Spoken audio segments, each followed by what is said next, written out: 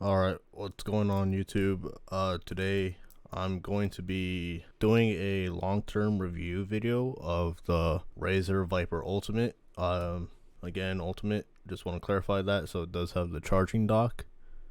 And I'm going to be talking about how well it's held up, if I've had any problems with it or anything, and if it's still worth getting this mouse in 2022. So starting off, I just want to talk about the biggest thing I dislike, which is actually the side grips. So this mouse has kind of like raised rubber side grips, which I do not like. I'm not a big fan of it. It's not the most uncomfortable thing in the world. The Viper Mini doesn't have it. I don't know about the normal Viper, but it's just something I personally don't like. However, they have held up pretty well.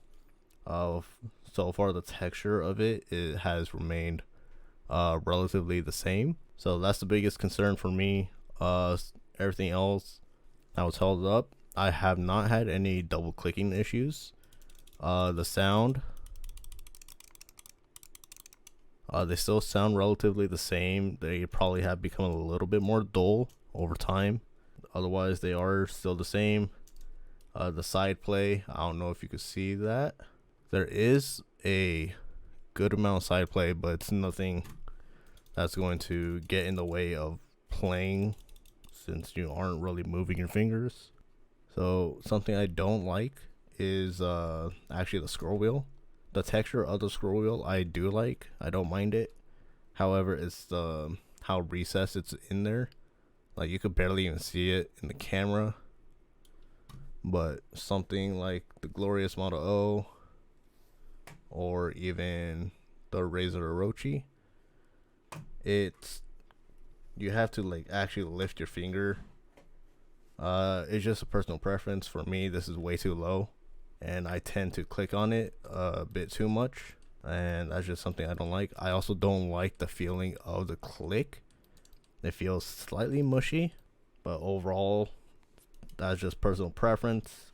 It's not an actual issue with the mouse or anything like that. So in terms of durability, obviously I'm not going to be throwing the mouse or anything like that, but it's held up really well. I wish there were a few things changed. Overall, I haven't really had any issues. Side buttons have also sounded pretty good over the months I've been using this. No issues at all with pressing them, even with how I grip the mouse. I don't press the side buttons at all, these ones on the right. I don't have any issues with accidentally pressing them or anything like that. So moving on to the bottom here, this is an issue in my opinion. Most of you're probably going to want to change out the sock feet. Me personally, I wish they just had better sock feet. I also wish they came up with a better design for this. I wish this part here was just one piece connected, so just one mouse feet. And same with the top. I feel as though here they could have moved the micro USB a bit higher, or moved it a bit more forward, so this could have been one mouse foot as well, just one piece. They probably could have just done a better job of moving some of the parts. Overall though, the actual mouse feet themselves out of the box, they are very, very scratchy. And so I switched them out for some Tiger Ice skates, and haven't had any issues. But it takes quite a bit for the break-in period for the normal feet that they come with. I believe it took almost 2 months for the normal feet to break in and not be scratchy, and even then they were still kind of scratchy. So that is going to be like a really big problem for some people probably. So I recommend changing out the mouse skates as soon as possible. So moving on to the charging dock, since there's not really many problems with the mouse itself in my opinion, the charging dock is going to be the main concern depending on where you live. Me personally, just really quick, the bottom of the charging dock has a rubber base, and the rubber base could be a bit better in my opinion. It sticks, but it still moves time to time. I'm forcefully moving it and everything, but like, it's decent. It could be a bit better. but this is the main problem I'm going to be talking about, are these metal prongs here. So with the base of the mouse, how you charge it, obviously you line up the prongs with the contacts here. Depending on where you live, these prongs can become a little dirty, and because of that, when you try and charge it, it will not have a good connection and won't actually charge the mouse. So you would have to clean the prongs as well as the contacts, which can be a problem for some people, and it has been a problem for some people. I've seen online some people having that issue. I personally have had that issue, and just cleaning them with a Q-tip pretty much worked. Cleaned it, fixed it, and now I'm able to charge it perfectly fine again. That's the only issue in my opinion, and the biggest issue of it, again, depending on where you live.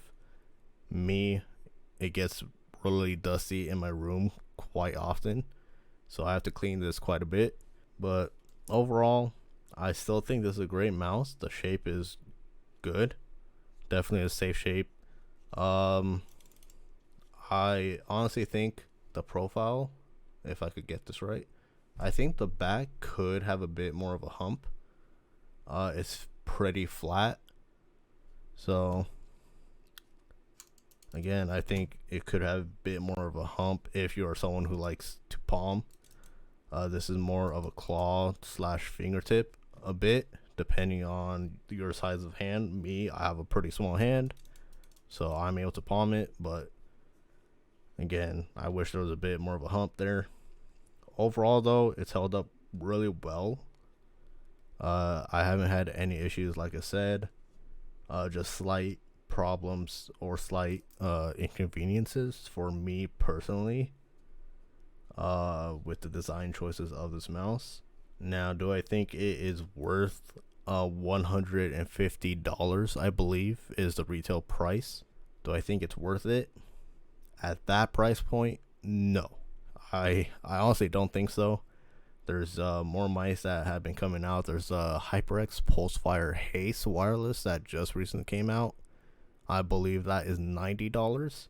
The Ninjutsu Katana, that's a bit on the bigger size compared to this. That is also $90, I believe. And then there's also the Fanatic Bolt that just came out, which is $80, if I remember correctly. That one should be relatively the same size as this mouse, and that's at $80. So at the $150 price point for this mouse, I do not think it's worth it. However, it goes on sale quite a bit for $90 roughly for the mouse and charging dock. For $90, I do think it's worth it. Me personally, I got it at $80. So at the $80 to $90 mark, I think this mouse is worth it. Just do not spend $150 in my opinion. Otherwise, just go for the G Pro Superlight or just some other mouse. But yeah, that's pretty much going to be my quick video of the Razer Viper Ultimate. It's held up really well. Just some minor changes that needs to be done.